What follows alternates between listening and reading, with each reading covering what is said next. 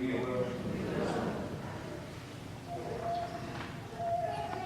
And we invite the congregation now to join in the singing of our first hymn, number 586, in the Red Book, 586.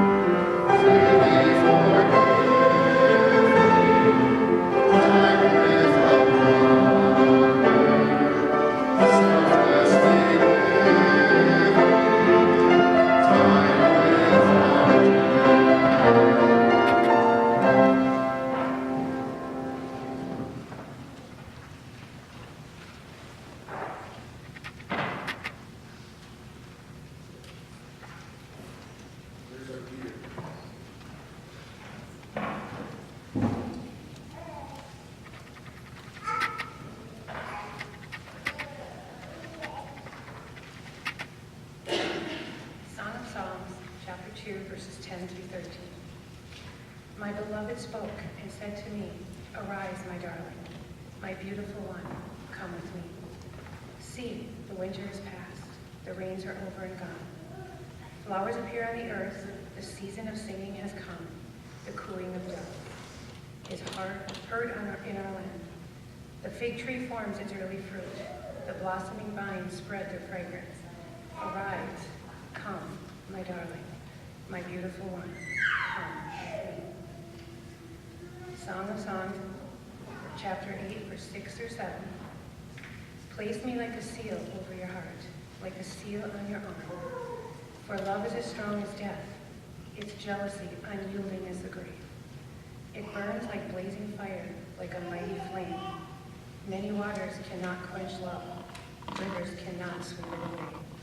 If one were to give all the wealth of one's house for love, would be utterly scorned. 1 Corinthians 12:31. Set your hearts, then, on the more important gifts. Best of all, however, is the following way. 1 Corinthians 13:1-7. I may be able to speak the languages of human beings and even those of angels, but if I have no love, my speech is no more than a noisy gong or a clanging bell. I may have the gift of inspired preaching I may have all the knowledge and understand all secrets. I may have all the faith needed to move mountains, but if I have no love, I am nothing. I may give away everything I have and even give up my body to be burned, but if I have no love, this does me no good. Love is patient and kind. It is not jealous or conceited or proud. Love is not ill-mannered or selfish or irritable. Love does not keep a record of wrongs. Love is not happy with evil, but is happy with the truth. Love never gives up, and its faith, hope, and patience never fails.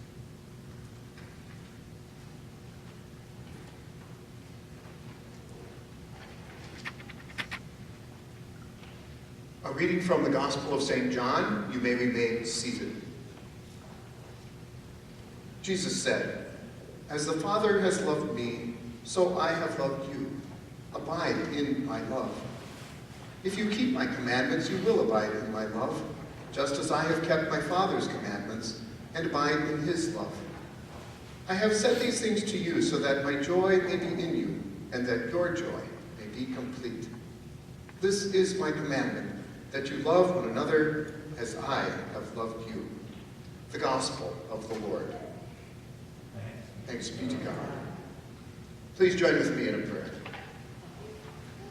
Lord, we thank you that you have given us this commandment, a great encouragement and a reminder that you are love and that you call and invite each of us to love one another with a special kind of love that you have for us and that you have shown us so wonderfully. We ask your special blessing upon this couple and the wedding party today and in this celebration. Remind us that it is all about your gift of love, and continue to fill us with your love and to find ways to share it. Bless now the words of my mouth, the meditations of all of our hearts, that they might be acceptable in your sight, O Lord. You are our strength and our Redeemer. Amen. God's grace and peace be with you all. Amen. How good it is to be here today.